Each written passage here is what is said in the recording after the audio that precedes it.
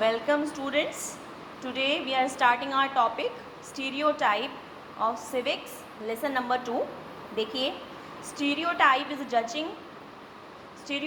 judging people on the basis of preconceived opinions about a community or group at large. तो stereotype का मतलब क्या होता है? एक रूढ़िवादी सोच जिसके अकॉर्डिंग हम क्या करते हैं, जो पहले से लोगों के दिमाग में एक धारणा सेट हो गई है पर्टिकुलर किसी ग्रुप या पर्सन के बारे में, और उसके अकॉर्डिंग ही उन्हें जज किया जा रहा है, तो वो होता है stereotype. Generally stereotype are created on the basis of gender. Generally ये जो स्टीरियोटाइप है वो according to gender, religions, race, caste, region, physical attributes के अकॉर्डिंग होता है. तो आप देखते हो जैसे हमारे समाज में जो लड़कियां होती हैं उनको कम ऑप्शंस दिए जाते हैं एज़ कम्पेयर टू बॉयज़. क्यों? क्योंकि ये एक पुरानी रूढ़िवादी सोच है कि लड़कियां जो हैं वो उनको पढ़ाना ठीक नहीं है. लेकिन आज के टाइम में, आज मॉडर्न टाइम में ये सोच अब धीरे धीरे बदल रही है और लोग लड़कियों को आगे बढ़ने का मौका दे रहे हैं. तो जो पुरानी घिसी पिटी सोच होती है उसी को स्टीरियोटाइप में डालते हैं, और ये बहुत सारी चीज़ों के अकॉर्डिंग होती है on the basis of gender, religions, race, caste, region and physical attributes. किसी के फिजिकल एट्रीब्यूट्स कैसे हैं, फिजिकल फीचर्स कैसे हैं, उसके अकॉर्डिंग हम जज करते हैं. For example we often hear the boys are good at sports. जैसे बहुत लोग सोचते हैं कि जो बॉयज़ हैं वो स्पोर्ट्स में अच्छे होते हैं, लेकिन जो गर्ल्स होती हैं वो कुकिंग में अच्छी हैं. ऐसा नहीं है. आज के टाइम में गर्ल्स जो हैं वो बहुत सारे स्पोर्ट्स में बहुत आगे बढ़ रही हैं, एंड बॉयज़ जो हैं कुकिंग, जो हमारे कॉम्पिटिशन्स होते हैं उसमें बहुत सारे गर्ल्स से आगे निकल रहे हैं. तो ये पुरानी सोच हो चुकी है. This statement restrict the image of boys and girls. और ये जो स्टेटमेंट ऊपर दिया गया है कि गर्ल्स खाना बनाएंगी तो उसमें अच्छी हैं और बॉयज़ स्पोर्ट्स में, तो ये जो है वो एक पुरानी फिक्स्ड अनफेयर आइडिया है एक दूसरे की कैपेबिलिटीज़ के बारे में. हाउएवर इन रियलिटी में क्या है, गर्ल्स जो हैं वो बॉयज़ से बेटर परफॉर्म भी कर सकती हैं, वाइल बॉयज़ जो हैं वो खाना बनाने में बहुत अच्छा कर सकते हैं. तो अपनी अपनी चॉइस के ऊपर है, किसी के ऊपर कोई सेट इमेज नहीं होनी चाहिए कि पर्टिकुलर पर्सन उसी में अच्छा होगा. Similar stereotype can be found among the people who belong to rural and urban areas. और तो इस तरीके के जो स्टीरियोटाइप है वो रूरल और अर्बन मतलब ग्रामीण और शहरी दोनों एरियाज़ में पाए जाते हैं. लेकिन जो गांव में लोग रहते हैं वो ज़्यादातर गरीब और बैकवर्ड होते हैं.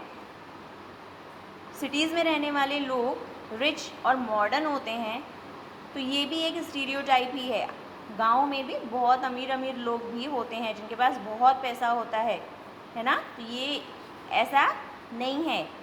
Every individual is a unique personality with a special set of skills. Her individual के पास अपनी खुद की एक अलग प्रतिभा होती है, यूनिक प्रतिभा होती है.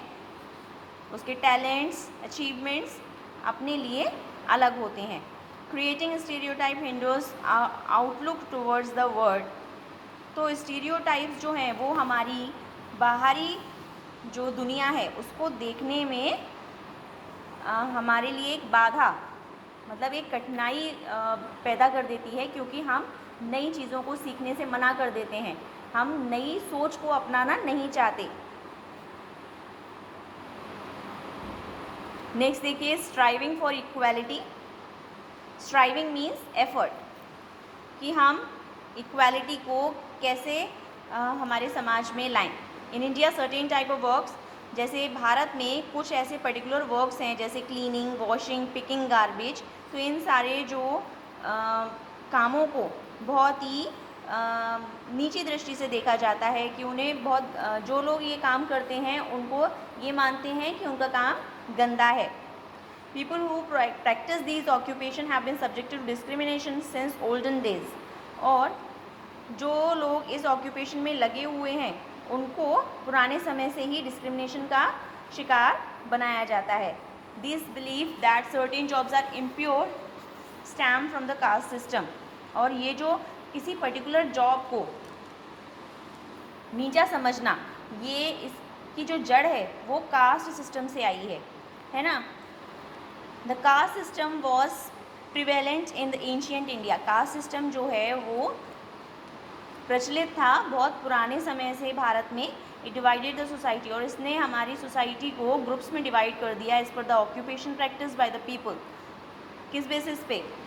जो लोग जैसा काम करते थे उनको वैसे ही कास्ट में डिवाइड कर दिया गया। By the first 3 caste were considered superior, जैसे कि पहली 3 कास्ट को सुपीरियर माना गया और 4th कास्ट को impure. As its member perform task, क्योंकि उसके जो मेंबर्स थे वो क्या काम करते थे? गार्बेज पिक करते थे, डेड एनिमल्स को हटाने का काम करते थे विलेजेस से। Members of the 4th class के मेंबर्स को अनटचेबल, अछूत माना गया। These people were force to live separately, और ऐसे लोगों को फोर्स किया गया कि वो बिल्कुल अलग रहें। उनको एजुकेशन की अपॉर्चुनिटी नहीं दी गई, उनको एम्प्लॉयमेंट नहीं दिया गया, पब्लिक फैसिलिटीज़ कोई भी उनको नहीं दी जाती थी, और उनको इनह्यूमन मतलब अमानवीय कंडीशंस में रहने के लिए फोर्स किया गया। Today the people of the so called lower caste are refer to as, और आज के समय में उन लोगों को, उनकी कास्ट को शेड्यूल कास्ट बोला जाता है। In India women, tribals and peasants have also been experience unequally and unfair treatment.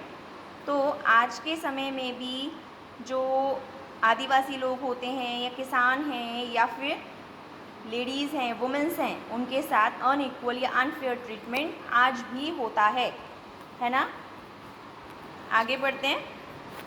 Constitution of India and respect for diversity, हमारे भारत का संविधान और यहाँ की डाइवर्सिटी के लिए रिस्पेक्ट कैसी है ये हम पढ़ेंगे।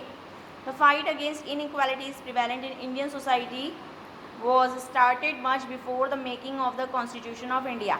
तो भारत में जो असमानता थी सोसाइटी के लोगों के बीच में, उससे लड़ाई शुरू हो चुकी थी कॉन्स्टिट्यूशन बनने से पहले ही। Constitution of India, people who were discriminated started organising themselves. तो यहाँ पर क्या हुआ, जो लोग डिस्क्रिमिनेशन का शिकार थे वो एक दूसरे को ऑर्गेनाइज कर रहे थे और डिमांड कर रहे थे कि उनको राइट्स दिए जाएं और जिससे वो अपना जीवन एक सम्मान के साथ जी सकें। वुमेंस जो थी वो डिमांड कर रही थी कि उनको एजुकेशन का राइट दिया जाए। शेड्यूल कास्ट के जो लोग थे वो फाइट कर रहे थे पब्लिक प्लेसेस पर जाने आने की अनुमति के लिए, और उनको फैसिलिटीज़ मिलें, सारी पब्लिक फैसिलिटीज़ मिलें। जैसे उनमें से एक फैसिलिटी थी मंदिरों में एंट्री करने की फैसिलिटी, है ना, उसका उन्हें राइट नहीं था, तो वो इसके लिए फ़ाइट कर रहे थे। Okay students, we will meet in next class, till then bye.